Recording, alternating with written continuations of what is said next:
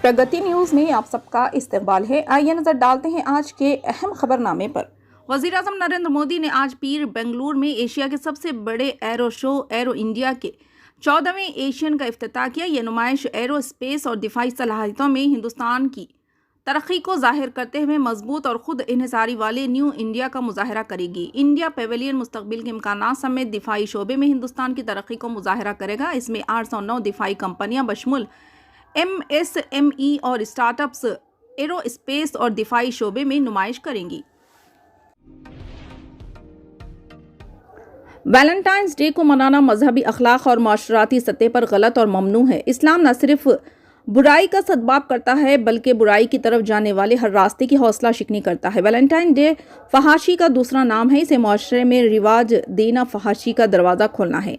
मगरबी माशरे की मिसाल हमारे सामने है, जहाँ बिन ब्याही माएँ और बगैर बाप के बच्चे फ़रोग पा रहे हैं। नीज़ ख़ानदानी व माशराती निज़ाम का शिराजा बिखर चुका है। इसलिए याद रखें कि हमारी आने वाली नस्लों की इज़्ज़त व हया की बका सिर्फ़ और सिर्फ इस्लाम की रोशन तालीमात में है। लिहाजा हमें अपने माशरे से तमाम गैर इस्लामी, गैर अखलाक़ी और गैर फितरी रिवाजों को ख़त्म करना होगा और एक सालेह माशरे के वजूद में लाने के लिए कोशिश करनी होगी। जमियतुल उलमा हिंद महमूद मदनी ग्रुप का 3 रोज़ा 34वां इजलास आम कल रामलीला मैदान में इख्तिताम पजीर हुआ, जबकि जमीयत 2 ग्रुप में तकसीम है और दोनों ग्रुप अब बहुत हद तक एक साथ नजर आते हैं, लेकिन दोनों ग्रुपों के जम होने पर कोई हतमी फैसला अभी नहीं हुआ। मौलाना अरशद और इनके भतीजे मौलाना महमूद मदनी अब एक दूसरे के इजलास में शरीक होते हैं और बज़ाहिर पहले जैसी नाराज़गी नज़र नहीं आती। महमूद मदनी वाले ग्रुप के इजलास आम में मौलाना अरशद ने शिरकत की और अपने खिताब में इन्होंने समाज में जो बातें हो रही हैं इस पर अपने ख्यालात का इजहार किया, लेकिन इनके इजहार ख्याल ने मदऊ कई संतों को नाराज़ कर दिया। एहतजाज में जैन संत आचार्य लोकेश मनी की क़यादत में कई संतों ने इजलास का बायकाट किया। अपना एहतजाज दर्ज कराते हुए लोकेश मनी ने कहा, मौलाना अपने खिताब के जरिए सद्भावना इजलास को पलीता लगा दिया।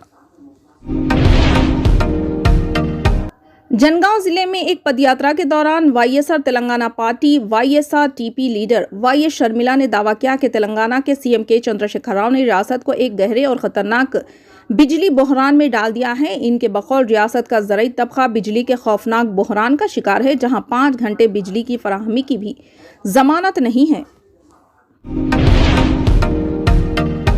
झारखंड कांग्रेस ने तादीबी कमेटी की सिफारिश पर रियासती जनरल सेक्रेटरी आलोक दुबे और राजेश गुप्ता समेत 4 लीडरों को 6 साल के लिए मुअत्तिल कर दिया। किशोर नाथ शाहिदियों और साधु शरण गुप्त को भी मुअत्तिल कर दिया है। ये कार्रवाई इनकी मुबैना मुखालिफ पार्टी सरगर्मियों और रियासती पार्टी यूनिट में सीनियर लीडरों के खिलाफ मुबैना तौर पर झूठे बयान देने पर की गई थी। तुर्की और शाम में पीर को आने वाले 7.8 शिद्दत के जलजले के बाद तकरीबन 28,000 अफराद हलाक हो चुके हैं।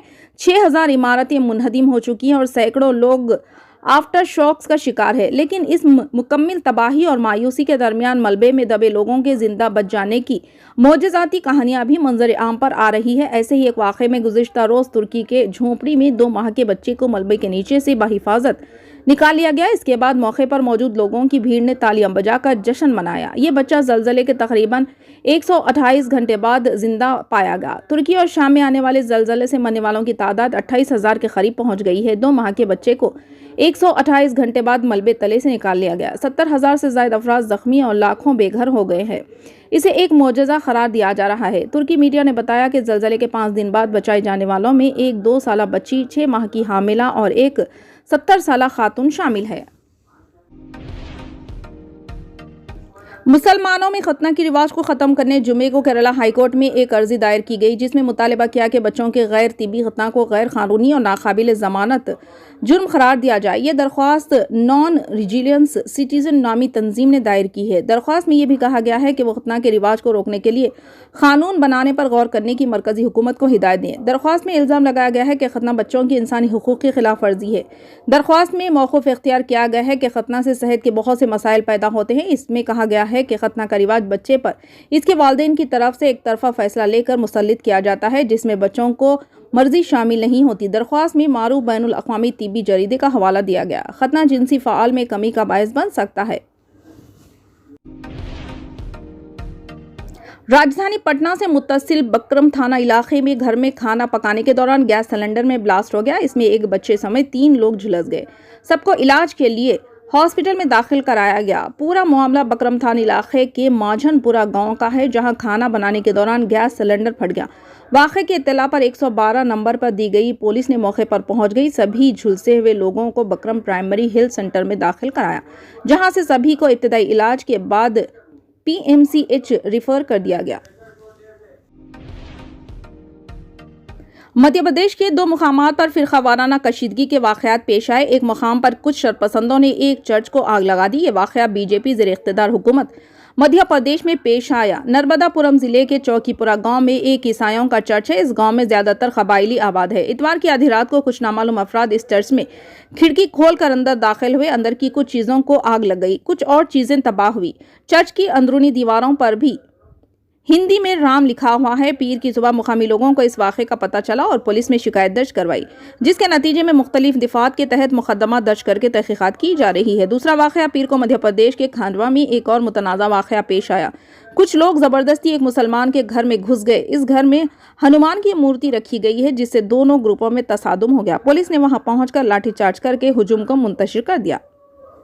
फिलहाल के लिए इस खबरनामे में बस इतना ही। देखने के लिए आपका बहुत बहुत शुक्रिया। अगर आप नए हैं इस चैनल पर तो सब्सक्राइब जरूर कर लें और बेल आइकन को दबा लें, ताकि हमारी हर खबर आप तक पहले मिले।